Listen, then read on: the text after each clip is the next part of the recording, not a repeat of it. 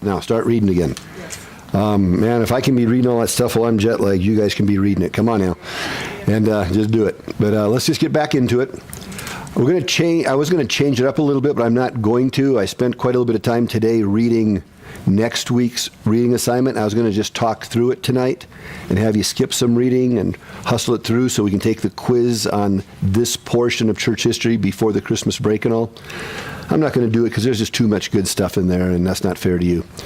But we probably won't have the quiz until we come back, and we'll probably just review 1 week when you come back. I don't want you studying over Christmas. Just take a break. And then we'll review when you come back, take the quiz, and jump into the Middle Ages, or in the Reformation. So that's what we'll do. So tonight, we had a couple of interesting things that aren't in the book we haven't really covered, but I want to just throw them out there because I came across it, and it was interesting stuff, and it kind of sets the stage for Gregory the Great a little bit. What I want to do in this Middle Ages is we're going to spend most of our time looking at some main characters. For next week, so you know, for next week, the reading will be 3 chapters. But the quiz will be very similar to tonight, a very easy quiz. So don't spend too much time going into detail. Just read. If you read it and write down a few notes, you should be fine. Don't stress out. But there will be on next week's quiz 20 questions, not 10.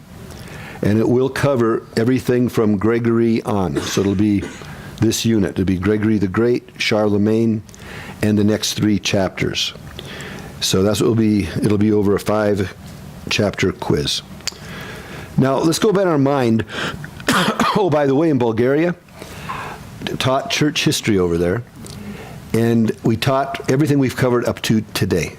Or up to when we left. So they had a seminar, and we covered from the time of Jesus all the way through 590 AD. And they were just ecstatic. The first session, there's only probably 30 people there. And then word got out that, hey, this is pretty fun stuff. And then that little room we were in got packed out and reminded me of the old days. In fact, that's what Villy, those of you that have been there, you know Villy, she was all excited. Con, this is just like it used to be. This is great. And they're all excited, and they got all fired up. So now they want us to come back and do a full seminar from Jesus through today. So we're going to be doing that, Lord willing, next fall. And they're going to film it, record it, and do the whole bit and make it a big whoop-de-doo deal and announce it all. This will be a sweet thing. But it was really good for me to do that because it was a great review. When you teach, you have to learn a whole lot more. So I studied quite a little bit, going over again and reviewed a bunch of stuff and had added some more stuff, some fun stuff that I came across. I just want to share something because when I was doing that, preparing for that, since they're in the eastern section, I wanted to give them a little bit of their history too, which they know. But you guys will enjoy this. I've been telling a few people this, and those who don't know church history, I tell it to them, they go, yeah, okay. But the church history folks, I think it's pretty cool. The other thing I got to show you is my coat. See this coat right here? This is a leather coat. It's a regular leather coat. Nice. How nice is it? Isn't it nice? I got this on the trip. I got 2 of them. 2 coats. 2 coats. Wow. My wife bought one. Oh, man, they're nice. Yeah. Try this baby. I touched it, but you'll like it. Okay. But I got to tell you how much I paid for this nice leather coat. I got this in Athens, Greece. You got to know how much I paid for it because it's pretty cool. $35. Wow. $35. 20 euros. So that's $35 about. Wow. We found out as we went in there, it was a used leather coat store. So Connie sewed some buttons on this baby, and I'm good to go. $35 leather coat, and it's like, if I didn't tell you it was used, you just think it was my leather coat. You'll have some orders next time you go. Yeah, I got a brown one just like it. Not just like it, different, but it's a brown one too. It's like, cool, leather coat for $35. I was all happy. So there's my souvenirs. So thanks, babe, for my souvenirs. Pretty good. So we go into that store. I see that. I run up and get Ludmil. Say, Ludmil, you got to see this store. Used leather coats. This is cool. So we went running down there. He says, Con, I didn't know Americans bought used clothing. And I go, oh, pastors do. Oh, yeah, we buy those. And so we walk in there. We go to this rack, and I'm putting this coat on, and all the coats, the sleeves are up to here. I thought, well, these Greeks are just short little guys, I guess, but they didn't look that short. But and I'd take it off, try another one. He's, try this one. I'm putting these coats on. try this one. And this gal, most of them didn't speak English, but this little Greek gal spoke English, and she starts laughing. She says, "Sir," I said, "Yeah, the men's coats are upstairs." So they've got these foreigners going into the store in the ladies section trying these. "No, it doesn't fit. Try this one." No. So, oh well. That's what we did. Anyway, I thought I'd lighten that up. But at any rate, as I was studying for the seminar over there, I wanted to get a little bit about some of their history. And then I found out something really cool. You guys will appreciate this like everything. In Sofia, Bulgaria, their main subway terminal is right at the end of Vidisha, and it's called Serdica. And I don't know what Serdica is. Serdica, it's just the name of whatever street. I don't know Serdica, whatever. I'd heard of it. It sounded familiar, but I didn't know why, so whatever, Serdica. What was cool is they just made a huge archaeological discovery right there at the station area, right in front of the old Sheraton.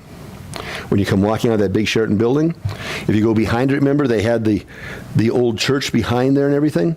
But in front now, they've made this huge discovery. And it's been confirmed by archaeologists around the world. They've sectioned the whole thing off. They've got it all walled in, all these steins, all this information about it. It's a big deal in Bulgaria right now. They have found a palace built right there, right in the middle of their city, by Constantine. And in Constantine's writings, he says something very amazing. Constantine, under Diocletian now, Diocletian raised up Constantine.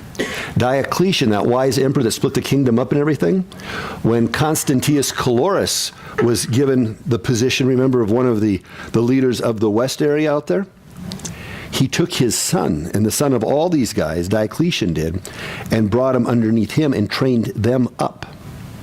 So Constantine was trained up under Diocletian. Now, I heard that in Bulgaria, and I'm going like, so I came home and researched it like you cannot believe. It's exactly true. I couldn't even believe it. All the studying of church history I've done, I've never come across that. Galerius, of course, remember, I think we talked about that. Remember when Galerius died? That horrible death and everything. Remember he died in Sofia? Well, Constantine, Galerius, all these guys were all hanging out together in ancient Bulgaria in a place known as Serdica. Serdica is the ancient name of Sofia. And Constantine, when he united the empire at that one bridge, he said, Serdica will be my new Rome, because that was home for him. That's where he grew up learning how to rule. So he wanted it to be Serdica. But the Senate vetoed that and says, no, we want it on the Bosphorus over here. We want it on Byzantium. And he changed Byzantium then to Constantinople.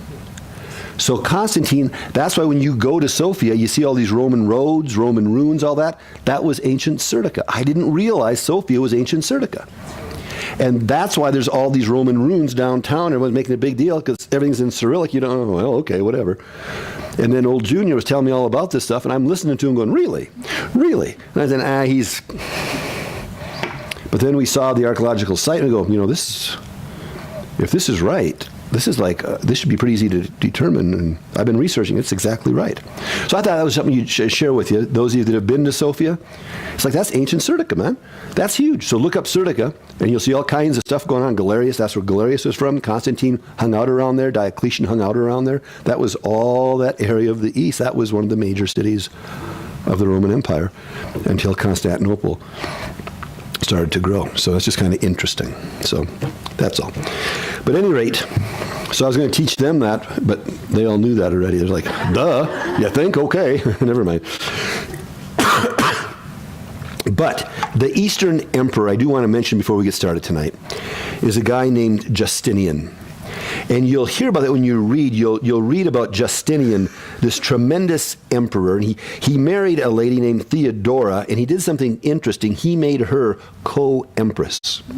So he and his wife ruled together, and it was very interesting because Theodora was a lady of the evening, shall we say. He married her, brought her on up, and all of a sudden the Eastern empires had an emperor and a prostitute who married him as their co-rulers. And she was very, shall we say, no pun intended, streetwise. And she gave him a lot of insight, and the people absolutely loved her. So they kind of forgot and forgave her past and said, that's our girl. And she did a lot of interesting things there, but when he came to power, he wanted to conquer the barbarians on the outskirts from the Eastern Empire side. He wanted to get back together with Rome and reunite the empire, but the East itself was starting to split, so he wanted to reunite that.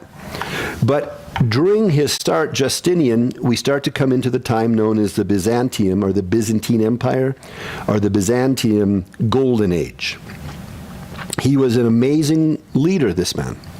He had tremendous intellect, a great work ethic. However, he was very brutal in getting what he wanted done. So it was with him that he started to tax Roman citizens, something that was unheard of. Remember, Roman citizens were always tax exempt. He started to tax them.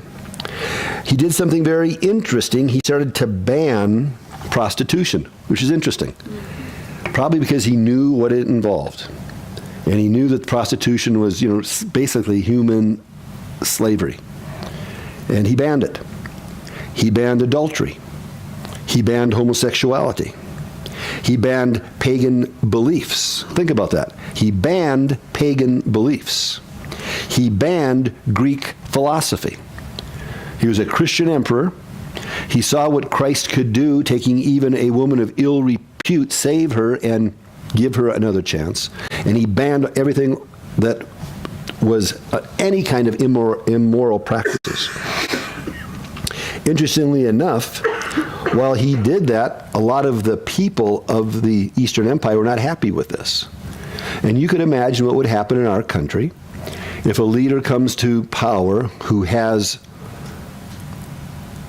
complete control over determining what is allowed and what isn't allowed, and says, I'm banning adultery, I'm banning homosexuality, I'm banning prostitution. And if you're caught in any of those things, it is an immediate death sentence. Do you think there might be some people upset? It was no different back then. So he put it in force, and people got upset. Well, they had something that was called the Nika riots. And this is just for your information. I'm just giving you a background.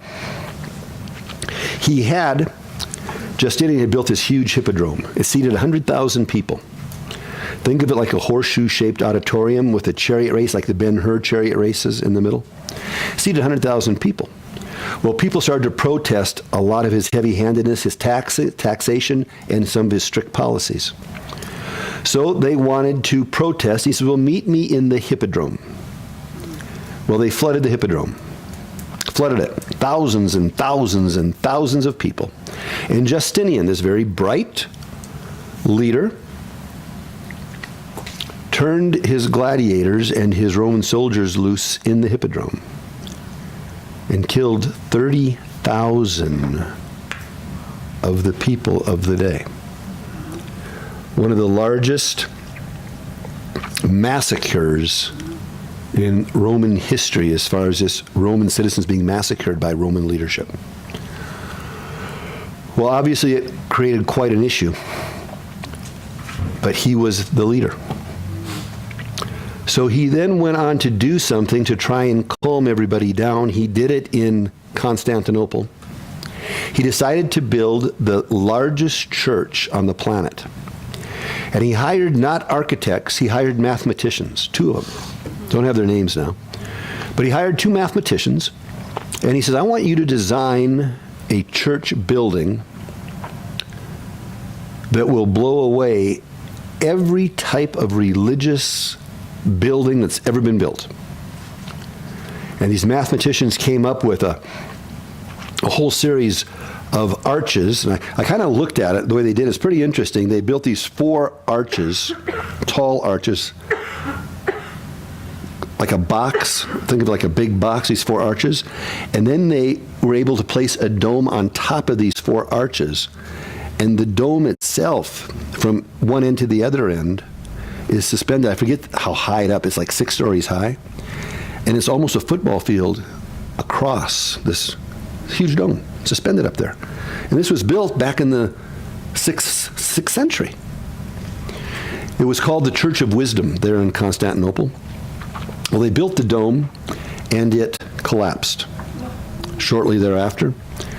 And the grandson of one of these mathematicians was there when it collapsed. And he figured out the mistake that they had made in this big dome. They'd made the dome too flat. And he says, we make the dome a little bit higher. He raised it 18 more feet. The pressure will come down, and then it won't collapse. They made it too flat, and it just collapsed. So they just made it higher in the 6th century. It's still standing today. It is my favorite building in the world. It was on my bucket list. And it's one of the few places when I went to it years and years and years and years ago, I cried. And it's just one of those places, not because it's the building, but because of what it represented at the time. But it's called the Hagia Sophia in Istanbul today. Islam has taken over the Hagia Sophia as part of Turkey. It is now a mosque/museum. The blue mosque they built right down the street from it and made it much bigger, much more beautiful than the Hagia Sophia. But when we realize that the Hagia Sophia was built in the 6th century, it's standing 1,400 years later, and we see that that represented the worship of Christian people. Built for the wrong reason. He built it to take the mind off the massacre. But he was a Christian emperor who made a big mistake. But Christ was worshipped. That became the largest edifice in Christianity for hundreds of years. And it always amazed me when I lived in Santa Fe, we would go up to the cliff dwellers and we'd look at the ruins of the people living in the cliffs 800 years ago and say, wow, look at how advanced the civilization was. They lived up in the rocks. We should have worshipped their gods. And it's like, are you stinking kidding me? Are you stinking kidding me? We're going to worship a society like that when we can see that 800 years before that society, this was going on. So, I mean, that is not grounds to throw away your faith. The Hagia Sophia stands today as a true tribute to what men can do when they're truly focused on what God has done. It's an amazing thing. And they built this tremendous edifice to honor Christ. It's an amazing, amazing building. Well, all that goes on, the Hagia Sophia in Istanbul. But during this time, over in Rome now, this is taking place in Constantinople. Now Constantinople for sure is the center of Christianity. Remember the battle? Is it Rome? Is it Constantinople? Well, this thing here is like, if you've seen St. Peter's Basilica and then the Hagia Sophia, no comparison. Hagia Sophia is like amazing, absolutely amazing. You've got this dome just suspended up in midair. And there, it appears that there's nothing, it's just crazy. It's crazy. It's like, how's it staying up there? I don't know, but it's been there a long time. I think I'm safe, but it's just crazy. It's an amazing thing. So this establishes without a shadow of a doubt, which was Justinian's purpose, that Constantinople is the center of the Roman Empire. It's the capital of the Roman Empire. It is the new Rome, and it is the center of Christianity. The papacy, not so excited about that. We got the Lombards coming in. They continue to be attacking on the fringes and moving in closer and closer and attacking Italy now, attacking Rome itself. It's a mess. And we come up to 590 where we quit last study. And in 590, someone comes on the scene. You've read about him now, old Gregory the Great. He's the fourth of the four Latin fathers, and that is something you should know about the four Latin fathers, just because of our position as a Protestant. This is our history. So the four Latin fathers, and you remember him, Ambrose, remember, of Milan. He was that pastor in Milan. And then we go from Ambrose, remember Augustine was there. And he's our second Latin father. So we have two A's, Ambrose and Augustine. And then remember there's Jerome. Jerome's the one that went to Bethlehem, translated the Septuagint into Latin. He's the third of the four Latin fathers. These three guys are all very brilliant men. The fourth, Gregory, is known not so much for his original thinking or intellect, but he's known for his humility, his heart, his love for people. Many people that I've talked to of church history people compare the present day Pope to Gregory the First. And as we look at Gregory the First, we're going to see a lot of similarities. You know, he took the name Francis after Francis of Assisi, but his ministry style is really more Gregory. As we look at Gregory, you'll see a lot of similarities there between the two of them. It's kind of crazy to see. But as we look at Gregory, remember, and this is some of the things you want to do, remember about him. And like I said, what we're going to do during this time frame is just look at a few of the main characters. This next week, you're reading these 3 chapters. We'll be looking at some of the things in Catholicism that popped up. And we'll see why they popped up, and we'll see some of the error in some of the basic Roman Catholic doctrine. We'll take a little look at that. But what we want to do is we want to look at some of the good folks that came out of this time. And Gregory is one of them. And in my training, I guess we'd call it, for ministry, I was basically taught that anything out of the Roman Catholic Church, if it's from the Roman Catholic Church, it can't be good. And I spent many years just taking that position. But as I studied more and more and more, much to my chagrin, I found that there were some very godly, good men within the confines of the Roman Catholic movement. I would love to be able to just say all Roman Catholics are crazy. It would just make my life a lot easier. I'd love to say all the popes are nuts. It'd make it a lot easier. That's not the case. So I'm not going to say that. This is one of the guys that was pretty good. Now, he has some theological differences with me, for certain, and he would think I'm crazy in certain theological areas, and I think he's crazy in certain theological areas. That's all right. That's just what it is. That's just what it is. So this Gregory is the first monk, remember now, to become a pope. That is huge. That is huge. Because remember, the papacy, you are the head of the Western Church, and we're going to see as time goes on here over the next couple of chapters, you become the head, the number one over all of Europe, over all the civilized Western world. So it's a tremendous position, and yet this Gregory goes from the monastery to the papacy just like that. The similarity between Pope Francis today. He living a humble lifestyle. Not a monk, but a humble lifestyle. And all of a sudden, he's ushered in to the papacy. Kind of a interesting from very humble to the papacy, just like that. Well, Gregory becomes a pope, and you read about it. Well, some of you read about it. I'll tell you about it if you didn't read about it. It's kind of interesting because he was raised in a very wealthy family and really educated, exposed to education. And his dad was trained up in the secular realm as far as holding, think of him like the mayor position or a position of leadership in a community. And now his son is trained up and is in that same type of position. He's tapped and he's sent to Constantinople, Hagia Sophia, as an ambassador for the Pope, young man. So he goes to Constantinople, and he's just there representing the interests of the Pope in the center of Christianity, Constantinople. This is his dad? No, it's him. This is him. This is him. This is Gregory. So he does that for a few years. He goes back home, and he goes back into, eventually, he forms these monasteries. His dad dies, and he builds 7 monasteries, and he becomes the abbot of one of these monasteries and follows Benedictine rule, very strict, and he's just a little monk there and loving life. I'm a monk. The Pope dies. Rome is a mess. The plague is hitting. People are dying all over the place. 1/3 of the population is dead. Can you imagine? It's just serious, serious stuff going on. And they go to him and say, we want you to be the next pope. And he goes, oh no. In fact, he actually tried to leave Rome and that whole area hiding in a basket on a wagon. And they found him. And they literally dragged him out of the basket. They said, "You will be the Pope." And they made him Pope. So he took the position not because he wanted to, but because he was pretty much forced to. So now he becomes Pope.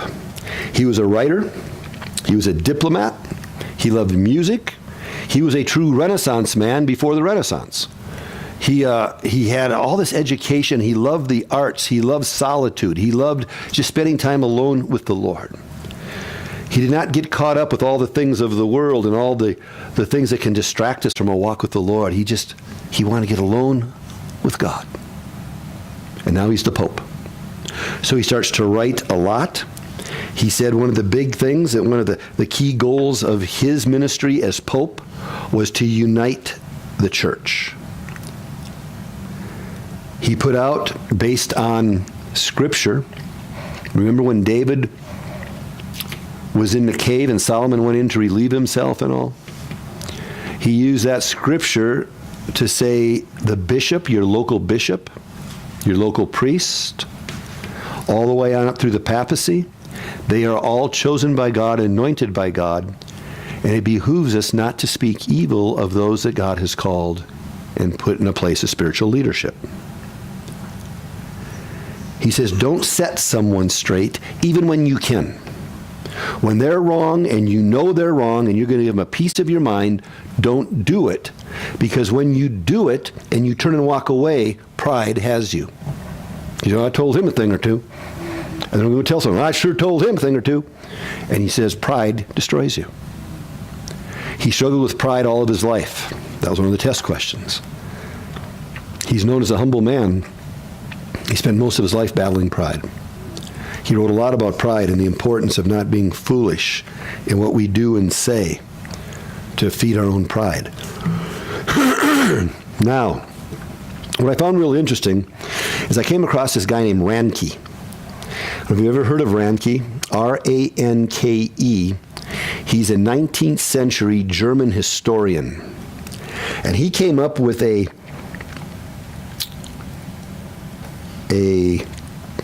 branch of study in history called historicism. And I love this. I'm going to read this quote of his. I love it. He says, "You have reckoned that history should judge the past and instruct the contemporary world as to the future." He says, "My research and my writing does not yield to that high calling. My research, my writings of history just tells it how it really was." And his whole point was, it became a branch of history known as historicism, and that was to record history without the bias of an author or the culture of the time that it was being written. Difficult.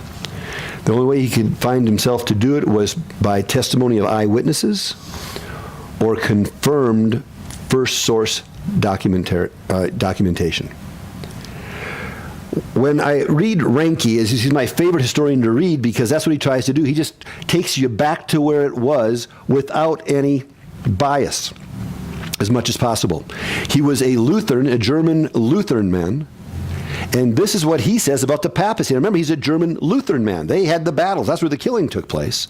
So this is in the 19th century, he was born in 1795, and I think he died in the middle 1800s. So think when Lincoln was killed, assassinated, that's about the time Ranke was writing in Germany. But he was writing about the papacy. He says this without bias, trying his best. So this is from primary source documentation. He says, whatever may be thought of the popes of earlier times, Gregory be one of them, they always had great interests in view. They all shared a concern for oppressed religion. They all expressed a concern with the conflict with heathenism. They all were concerned with missions among unbelievers and the founding of an independent hierarchy separated from civil government. That's what the Pope's goals were. He goes on and says, it belongs to the dignity of human existence to aim at and execute something great. And he says that's what all people want to do. They want to make their life count for something. The popes wanted to do that. This tendency the popes kept in upward motion. So the popes, in their overall worldview, concern with oppressed religions, conflict with heathenism, missions among the barbarians, and the founding of an independent hierarchy. When I read this, I looked at what the papacy is trying to do right now. Concern for oppressed religion, conflict with heathenism, missions among the barbarian folks or the non-Christian people, and the founding or continued development of independent hierarchy. And you see it's the same, that's the mission statement of the papacy.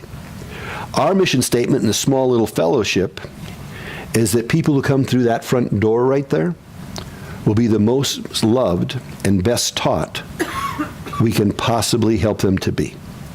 That's our mission statement. Loved and taught.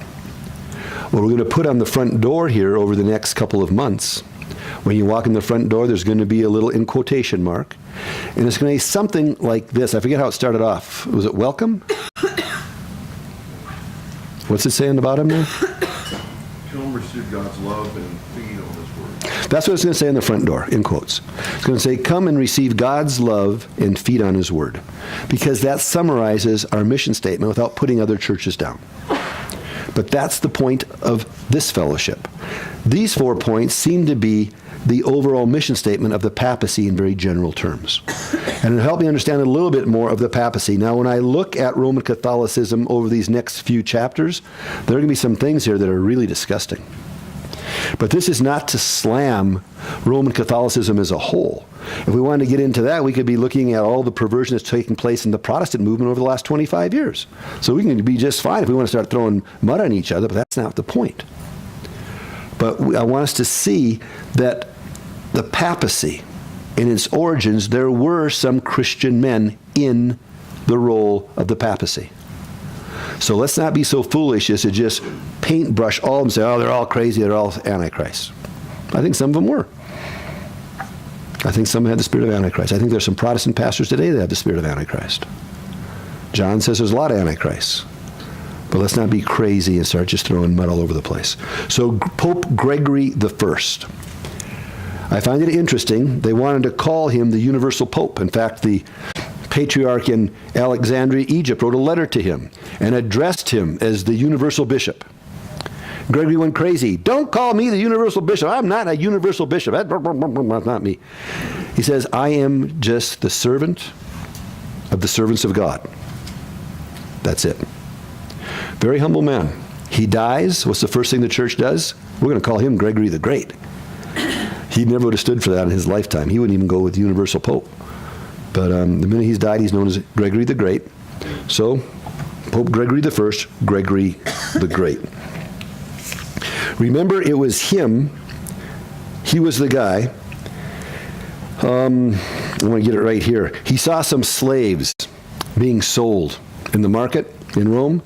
And he saw their blue eyes and their blonde hair. I go, that's some of my family, probably. Who knows? But they're up there in the slave market. And he, being of olive skin and down from the Mediterranean Sea, he sees him and he goes, man, who are these slaves? Look at that. They got the blue eyes. That's crazy. I get that down here a lot. There aren't a lot of blue-eyed people here. And I'll meet people and they go, man, your eyes are blue. Are those real? And I'm going, yeah, they're real. That's my eyes. That's weird. And it's just different. It's just different. Up north, everyone's got that. Down here, it's more of a rarity. Well, he saw these blue-eyed, blonde-haired dudes. He goes, who are these guys? And in Latin, they tell him, well, these are Angles. Anglo-Saxon folk. These are Angles. And he says, good. And he makes a play on the word. He says, they have the faces of angels and should be co-heirs with the angels in heaven. He says, these people should get saved, basically. He said, where'd they come from? And they said, from Deira, D-E-I-R-A, another play on words. He says, yeah, Deira. He says, they should be saved from God's anger or ire, play on the word in the Latin. God's anger was de ira, and he makes a play on the word and called to the mercy of Christ. He says, what's the name of the king of that country? And they said, well, his name is Allah. A-E-L-L-A. And he says, well, then Alleluias should be sung in Allah's land. And he says, that's it. I'm going to their country to tell them about Christ. He takes off. 3 days later, they call him back to Rome. And that's where he becomes Pope. So he was on his way to a mission field. So when I said, he's remembered for his missionary work, is a wrong answer, that'd be a right answer, because of course he was. So that's why number 7 can be A or B on that. Well, he becomes Pope now. His big thing, he has a number of big things. Christian aid is one of the big things. He was continually giving money, giving the finances of the church out to help the poor. So he is well known for his Christian aid. He took the profits from the land that was owned by the church, and he says, this land really belongs to the poor, and all the profits, instead of going to the middleman, instead of all the hands dipping in the coffers, he just gave it all to the poor. So he continued to administrate. He's a great administrator, but he administrated all the profits and gave it all into Christian aid. What else did he do? Oh, he wrote a book that was used for the next 1,000 years in the Catholic Church called Pastoral Care. And in his book, he has a number of things that he stood very strongly on. One of them, of course, is that priests, anybody in a monastery position, anything like that, you should not live with your wife or have any relationships with your wife. You should not permit any women into any of these cloisters. And that you should not, if at all possible, be married. So this starts this concept of the celibacy of the priest. It just starts at this point.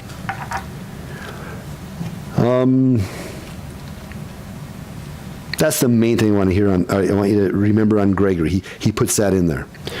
Once he gets into the papacy, he really starts to push strongly missions as well.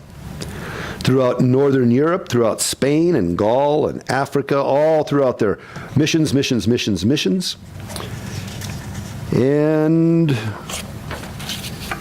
he started to take the position that he is over all of the church, including the Patriarch of Constantinople. So even though he's humble, even though he lives a very modest lifestyle, however, you got to bow down to me.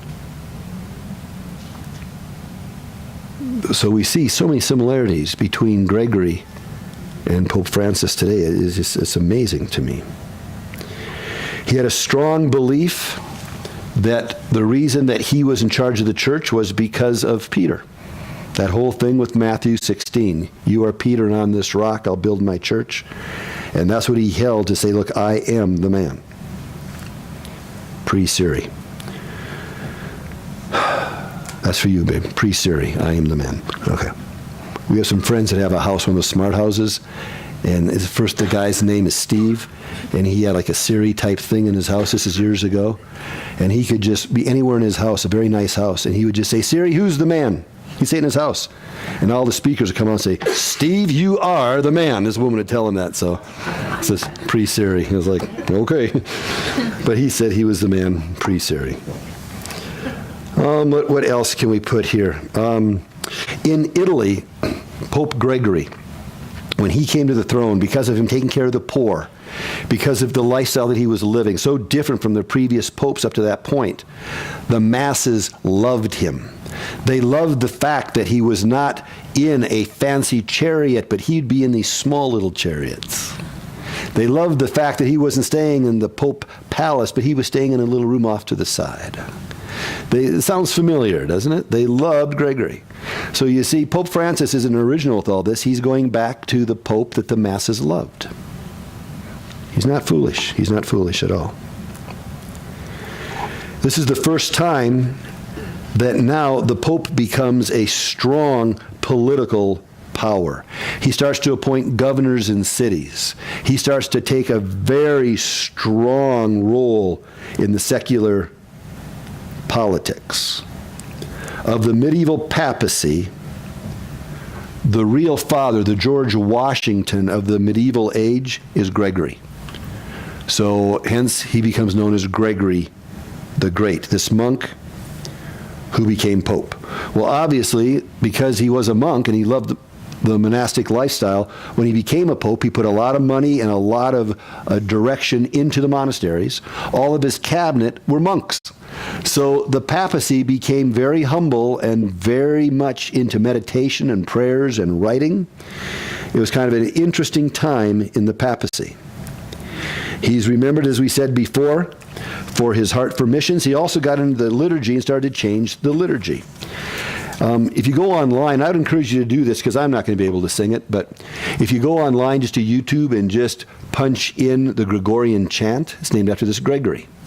He's the one that came up with the Gregorian chant, and it's really pretty. They have him singing in a cathedral with the stone ceiling. Remember in Israel when we had the gals sing in that one place in Jerusalem, you hear that echoing? They have these guys doing that in one of those. So you hear all these monks walking around, they're doing this Gregorian chant where it's monosyllabic. It's just, you've heard it. And it's just echoing out, and they're just doing it in the last couple of minutes. But it's called the Gregorian chant. It is attributed to him. Because his big thing was, in your quiet times, just get alone and go into the presence of God. And he said this helped him go into the presence of God, just these monosyllabic chants singing. And being the Pope, it obviously spread, and it became part of the Roman Catholic Church. Now, as I said, there are some things that he and I would really strongly disagree on. Protestants and Gregory would strongly disagree on. He adhered to a lot of Roman Catholic doctrine. He took it to an extreme. When we look at his writings, he came up with no original writings that they could find. So he was not his intellect that got him here. It was his heart. He had a heart for the poor. He had a simple lifestyle. He loved people. He loved getting alone with God. But then he took a couple of doctrines that were not biblical doctrines, but they were church doctrines based on the Apocrypha, and he took them to a much higher position. Things like angelology and demonology, the sacrifice of the Mass, worshiping relics, praying to saints, the doctrine of purgatory, and the practice of penance to get years off of purgatory sentences. So this starts to show up now with Gregory. And he's the last of the teachers of the papacy who had this type of position. We're going to see it's not but a few more years, you'll read about this next week, that a man out of Paris, he took the name of Pope Innocent III. Easy to remember because Pope Innocent III was not so innocent. And we're going to start seeing some of the real problems in the papacy after Gregory goes. Gregory was a strong leader with a very soft, gentle spirit. That's a great combination. Pope Francis is trying to emulate that, most definitely. You can just watch, you can see it. And you see what the masses think of him. I mean, right now, Pope Francis has many that I've talked to, evangelical Christians, who look at him and scratch their head and say, you know, I don't agree with what he believes in, but I like his style. He seems like a good man. And you hear it over and over and over again. In Bulgaria, I was asked that, I don't know how many times, what do you think of this new Pope? Seems like a nice guy. Seems like a nice guy. I don't agree with his doctrine at all, but he seems like a humble, nice guy. That's what we think, too. We think we like him. And I said, well, you can like him. Don't be converted or nothing, but you can like him. It's a good idea to like him. That's cool. Nice guy. Yeah, he's like a nice guy. Yeah, he's a nice guy. Well, with him, after he leaves, we're going to find that the popes stop being religious of all things. In fact, we're going to see a series of popes. You'll read about this next week. You're going to see that the popes now, all of a sudden, they don't come from monasteries. They don't come from seminaries. They don't come from biblical training. They come from canon law. They are church lawyers. And now this is where the papacy starts to get in trouble. Because they've got intellect and they're trained in church law, not in Jesus. And they become the leaders of the church. And we're going to see the mess as you go through it. You can see, oh, this is why. So don't slam all of the church. It's a time in the history of the church where the leaders of the church become lawyers, canon lawyers, rather than born-again people. And, of course, that's going to lead to problems. Of course it is. And we're going to see that over this week. Those of you with a Roman Catholic background, don't get upset. Just read your history. This is your history. Guess what? It's our history, too. Everything prior to 1500 is all of our history. We're all from that same branch. So this is our history. So we just read it and say, okay, that was a mistake they made. So we'll be reading about that. It's going to be a little bit interesting. We're not going to get into much more about him. Just remember that he's a humble, known for his humility. He's a servant of God. After his death, the church makes him one of the 4 Latin fathers and says, we're going to call him Gregory the Great. So of the 4 Latin fathers, when you see them listed, you'll usually see them listed, interestingly enough, is Ambrose, Augustine, Jerome, and Gregory the Great. Of the 4 Latin fathers, he's the only one that's called Gregory the Great, the one that wanted to be known for his humility, the one who struggled with pride. And after he dies, they give him that title. I just always find that interesting. So that's Gregory. Keep him in mind. He's a good one. He's a good pope. Do we agree with all of his doctrine? Of course not. Good man, Gregory the Great. And as I've gone through papacy for way too many times, I had ended up teaching it, as you know, at Trinity Seminary here in a very in-depth course in their PhD program. It was Middle Age Church History, which is basically the papacy. And I studied the papacy way too much. And I found that there were a number of good popes. And that really went up against everything I was taught prior to studying it and reading it for myself. And it really bothered me a lot. I loved finding the bad ones because I see they're bad. And there are some really whacked popes, man. There's some really weird dudes. And we're going to be reading a little bit about it. I'm not going to go into detail on all of it. But there was a lot of stuff that just shouldn't go on. Now, in our lifetime, we saw exposed the molestation of children within the priest ranks. Of course, the Catholic Church doesn't condone that. They tried to sweep it under the rug, and you understand that. That's an embarrassing thing to be caught with. We don't condone them trying to sweep it. Pope Francis here now, to me, of all the popes, he's been the most open about it, saying, okay, let's deal with this and go forward. It was wrong. No getting around it. The Protestants have a bunch of wrong, too. So, I mean, it's just what it is. It's what it is. So, we go to the next main player, Charlemagne. Gregory. Charlemagne will be very quick. Charlemagne, Gregory is one of the high watermarks of the papacy. If you have a Roman Catholic background, or if you're witnessing a Roman Catholic and he's accusing Protestants of complaining about the Roman Catholics, bring up Gregory. Most Roman Catholics don't know about Gregory. They maybe celebrate St. Gregory or something. They don't know anything about him. Now you do. Let him know, this guy is a great guy. Man, you got a great heritage. Pope Gregory's a cool dude, man. He's good. He is good. Well, like Pope Francis. Well, you should. He's a lot like Pope Gregory. We'll see how he does. He's only been a pope for a year. We'll see. Gregory was for like 15 years. Let's see how he does. But Gregory did good overall. He had a couple of weak spots, we should mention before we go. One of his weak spots, he's no dummy, and that was he knew he needed protection.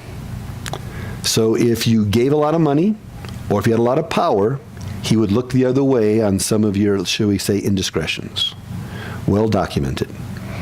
So as much as he's a great pope and all, he's still a guy. And there were a couple of heavy-hitting, powerful people around him, militarily wise, who he needed their protection. So even though they slaughtered folks, even though they killed their wife and married another wife and all this kind of stuff, he just looked the other way and applauded the fact that he was protected by them. So he's got some of those little things on him, which are pretty big, you know, but he wasn't perfect. But he had a lot of good traits. Now, that's the Pope. The other side of Christendom was the government head.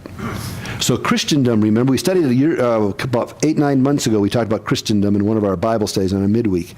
For a couple of weeks there, Christendom is not Christianity, it's Christendom. But Christendom starts here. And Christendom is this kind of wedding of the papacy and the civil leadership, or the Pope and the Emperor. And Christendom is seen as that there are two co-leaders. You've got the Pope and you've got the Emperor, the church and the state. The Pope, the church, in medieval theology, it was to secure spiritual blessings on the people.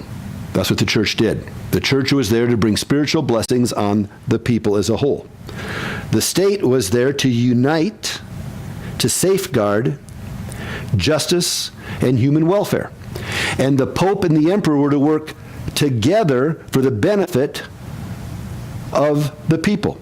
And this is how Europe starts to form in medieval times, during the Middle Ages. It's the papacy, the church, the emperor, the state working together.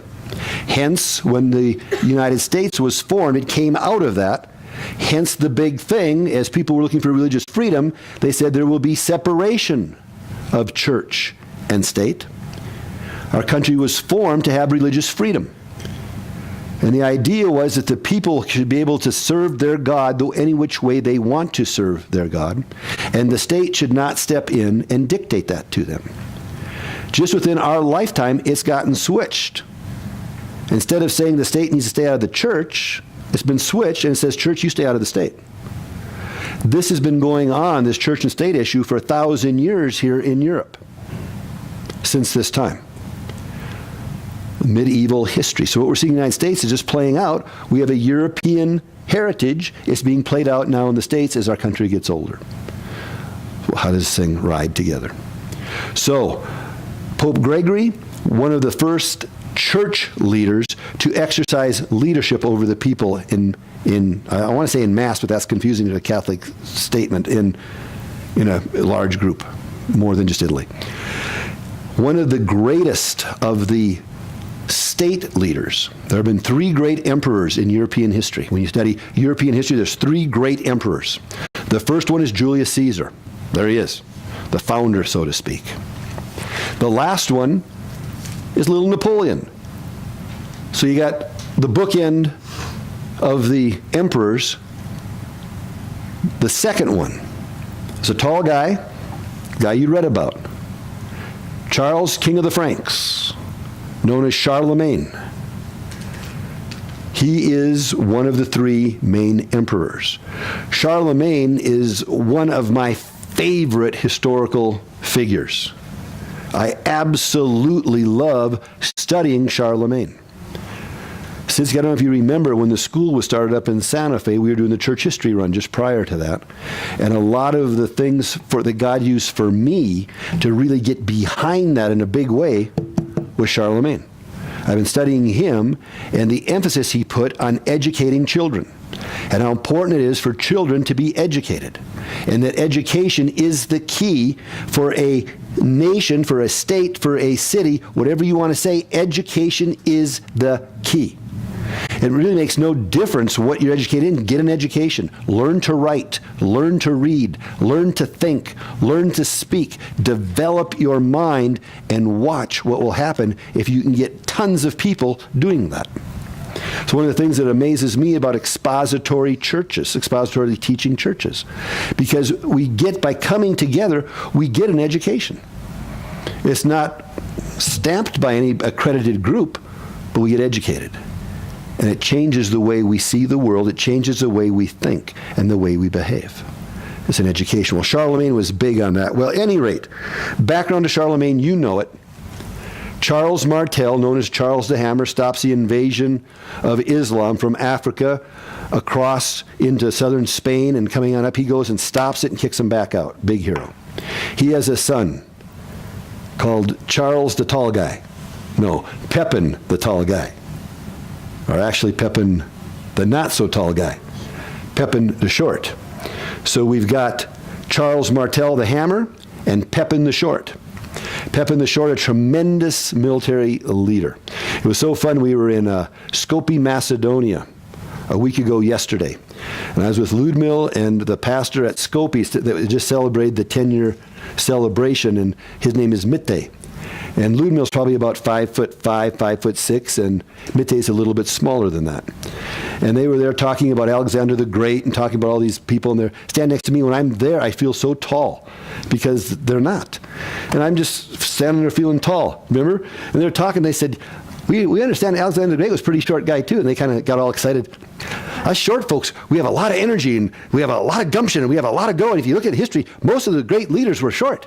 And they start naming Napoleon, they start naming all these guys that are short little guys, and I couldn't even argue with them. Yeah, that's true, huh? Huh, that's pretty good. Okay. I didn't bring up Charlemagne, I missed it. But Charlemagne, he's a tall dude. But at any rate, so Pippin the Short, you read about the donation of Pippin. It's not important. He just gave the papal lands, remember, to the papacy. There was this relationship between the emperor and the pope and all. And Pippin the Short was giving protection because the Lombards kept attacking the papacy, and the papacy needed protection. So they went to the Franks because they were the strongest group, and they were uniting Germany and modern-day France into this one big empire, and they were strong, and the Lombards were in between. The Lombards would come in and attack the papacy. The papacy, little help, and they'd come down and help them, and in exchange, they were always kind of scratching each other's back. The state of the Franks and the papacy. Well, now Charlemagne comes on the scene, remember. Tall dude, fine features. It's interesting, they always, everything you read, they always describe him the same way. He's a tall man. His height was 7 times his foot size. So I guess that's how they measured. I always find it interesting. 5 feet, 6 feet. I don't know. That's just interesting. But at any rate, they said he wasn't overly tall, but he was 7 times his foot size. We don't know what his foot size was, but whatever it was 7 times taller than the size of his foot. And they say he was a tall guy, but well-proportioned. So they say he wasn't too tall, but he was a tall man. He was a stately man. He had good posture. He had a good build. He had a good-looking face. He was one of these guys that came in the room and say, wow, check him out. But they said when he talked okay, but his voice was a lot higher pitched and softer than you'd think from a man of that stature. So it's one of those kind of guys. We saw a guy like that on Jeopardy, where he's a tall guy, but his voice is a little bit higher and softer than you'd think with a guy with that much stature and everything. He's just a little bit softer than you'd think. That's Charlemagne. Charlemagne comes on the scene. He's a interesting dude. And I don't know how much we want to go with this. I'll just go a little bit basic. We'll call it a night on Charlemagne. But he has 3 goals when he comes to power. 3 goals. Military power. He says we've got to have military power. We've got to be able to crush our enemies militarily. And he does. During the course of his reign, he had 53 different military campaigns. Writing about Charlemagne, it said it seemed like he was everywhere. He had this huge area that he was ruling, and he was fighting here, he was fighting there, he was fighting here, and he just kept winning everywhere he'd go. He had amassed this tremendous military might, and when Charlemagne hit, he hit hard. And if you stood up against him, or if you were a heathen, he would behead you. He would kill you. Convert to Christ or I will kill you. And there are mentions where he would behead 1,500, 2,000 men. Charlemagne would do this. He's a Christian emperor. You go crazy on him. So that was Charlemagne. He had strong military power. He also wanted religious power. So even though he was in the secular state, he was the emperor, wanted to be an emperor, the leader of the secular world, he wanted strong religious power to direct people's souls. He saw the importance of religion, of using Christianity to help people walk the right way. And thirdly, he wanted intellectual power. He wanted to be able to instruct both minds and souls. He was a very big giver to Rome, the papacy, the local churches.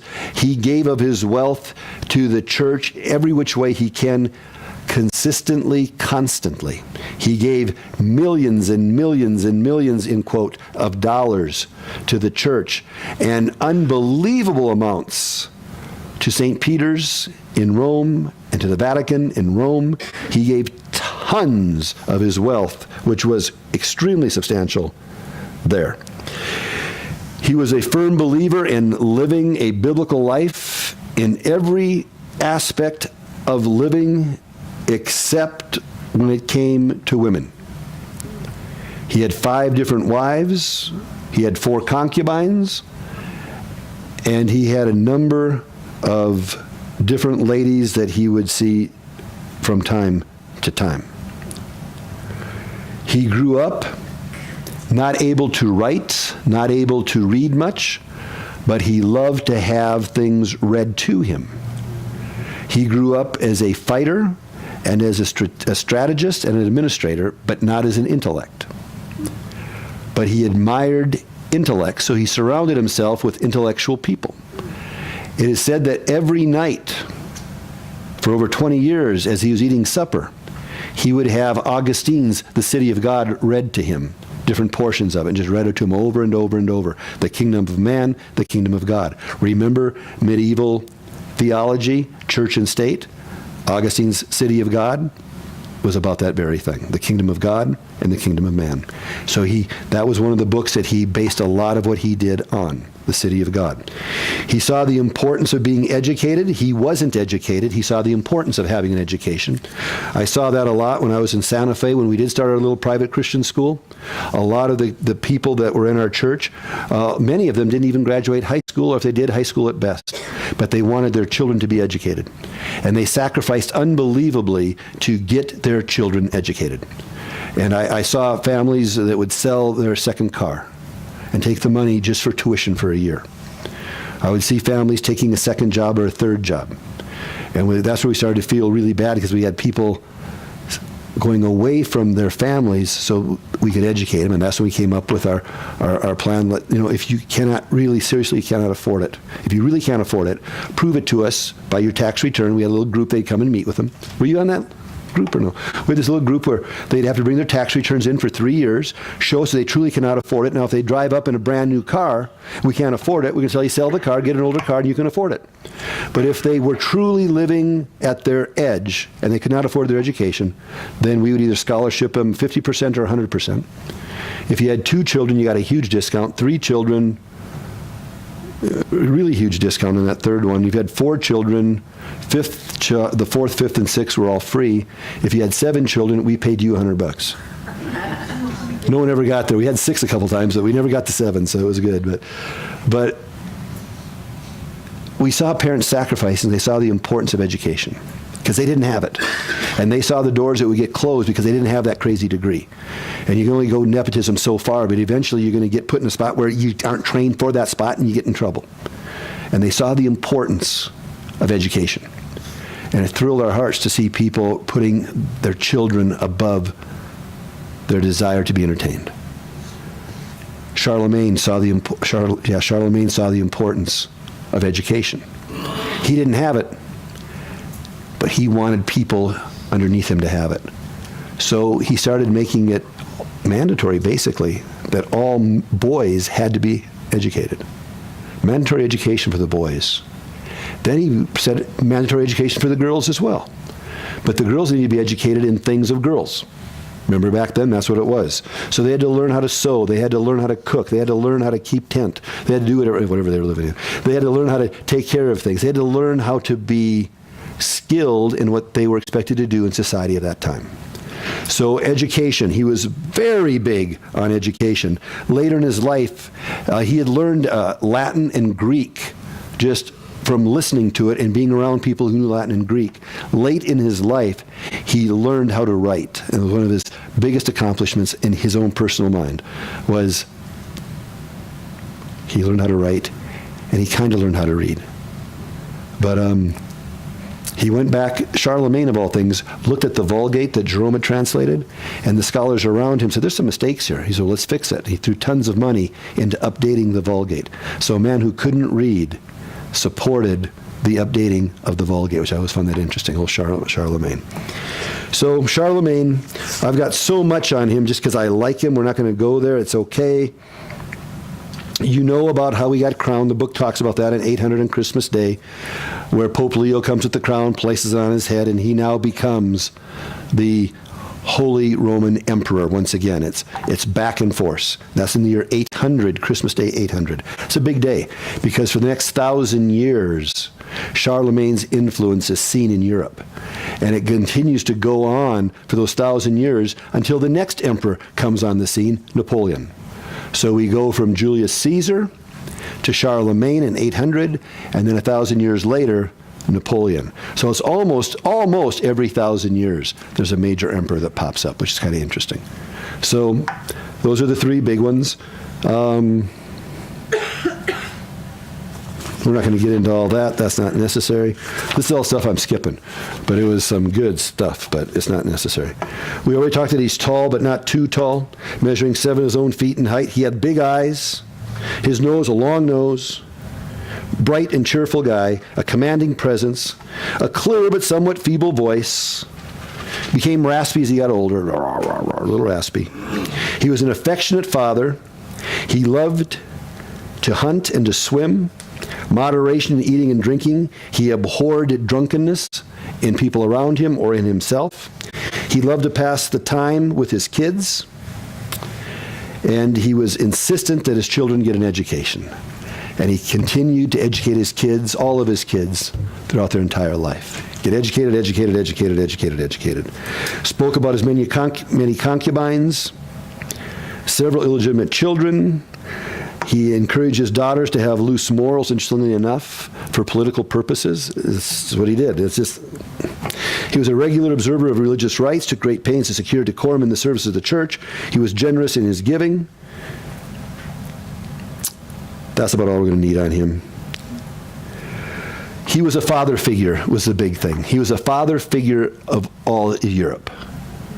Charlemagne was this father figure that people absolutely loved. Unfortunately, when he died, his presence, his administrative abilities, his leadership role was not passed on. And as a result, a lot of the things that he had put in place started to just disappear. And then up comes that whole feudal system, remember. I talked about it in the book. There's no need to go over it today, but that's where it pops up. Where you have the vassals, you have the fiefs, and then you have the lords who are over the vassals and the fiefs, exercising government on a very local basis. And that fief, vassal, lordship, feudal system goes on for 1,000 years. And that becomes just the way it is in the Middle Ages. So we got that. Yeah, that's it. He was the hero for Napoleon. When Napoleon came to his power, he said, I am the successor of Charlemagne. I'm on the scene. And off he went. So those are the two big characters we wanted to look tonight. Gregory the First, the monk become pope, the servant of the servants of God, and Charlemagne. We have the church leader, Gregory the Great. 200 years later, Charlemagne, the secular leader. And as we get into the Middle Ages now, this becomes this continual tension. Who's in control? The emperor or the pope? The emperor or the pope? And we'll see go up and down, up and down, up and down. For the most part, the papacy wins out. And we're going to see why next week. Make sure you read next week, guys. You don't have to read these last two chapters. You see what we need to know. This next chapter you want to read, because we're going to see how the papacy took control of all of Europe with an excommunication, not of a person, not of a king, of an entire country. Stop and think what that means. Because if a pope excommunicates you, Rose, when you were in Catholicism, if the pope were to come up and drive up on Pitt Street in his pope-mobile, knock on your door and say, Rose Arnell, I excommunicate you as a Roman Catholic, that would freak you out, would it not? That would freak you out to the max. He did something much greater than that, because in the Catholic understanding at that time, to be excommunicated meant you couldn't take communion. If you didn't take communion, your sins aren't forgiven. If your sins aren't forgiven, forget about purgatory. You got a bigger problem than purgatory. You're in serious trouble. So an excommunication is a serious thing. Well, the papacy discovered, we're going to see next chapter, that you've got these kings out here who think they're atheists. I don't need you, whatever. And the Pope says, no, I need some money from you all here. Bring it on in. Yeah, right. Well, you can't be doing that. I'm doing it. Well, you shouldn't be doing that. Well, I'm doing it. I don't care. So the Pope said, well, I excommunicate you, king. That's fine. So the papacy came up with, I got something better. If you're the king of France, let's say, the Pope puts out an edict. France as a nation, you're all excommunicated. Priests in there, stop serving the Mass. You're done. France, all of you are going to hell. You think they were upset with that? Oh, yeah. Well, why are you doing that? Because your king won't pay the taxes? Do you think the king got a little pressure? Oh, yeah. That wasn't called an excommunication. It was called an interdict. I-N-T-E-R-D-I-C-T, the interdict, the excommunication of a country. The papacy found that, man, I do that, I got lots of power. And all of a sudden, the scales got tipped big time in favor of the church, and the Pope becomes the leader of Europe. And if you don't do what I say, I'll just issue an interdict on your country, and we'll see how long you stay in power, buddy. And that was the end of it. So you'll be reading about that next week, so make sure you read. It's interesting reading. Interesting reading. So 3 chapters for next week. We're going to be reading about the interdict in the first chapter. The second chapter, if I remember right, I think is scholasticism. And you're going to be reading about Thomas Aquinas. That'll be very interesting reading. And the third chapter, I think it's starting the decline of the papacy, if I remember right. But read that one too, because all 3 of them are very, very interesting. Interesting reading. And then the last week before Christmas on the 15th, so you'll be reading it the following week, you'll be reading about Wycliffe. Huss and Wycliffe. So David brought up Wycliffe to me, so that'll be you'll be reading about that in the book too. So that'll be coming up. And Huss and Wycliffe, that's going to be some fun stuff. So we got some really interesting things coming up. We're going to kind of skim through them, just hit the highlights. For tonight, Gregory, Charlemagne. That's all you got to know. Pretty easy. Lord, thanks for this time. Bless these folks in Jesus' name. Amen. We're out. What are the 3 chapters? The 3 chapter numbers? 19, 20, and 21. Thank you. Lois Golden, if you ever need those kind of questions, David, put your hand up, Lois. She's been keeping track of that kind of stuff for me for years. When I don't know where we are in a study, I say, Lois, where am I? She said, oh, you're in chapter 4, verse 17. Okay, thanks. She just, yeah, she's the one. She's got that. Yeah, she's never missed one of those babies. If she has, we're just following her anyway, so she's always right, because whatever she says, that's what it is. What do we got? Sweet. Any other papers on foxes? Got them all? Cool.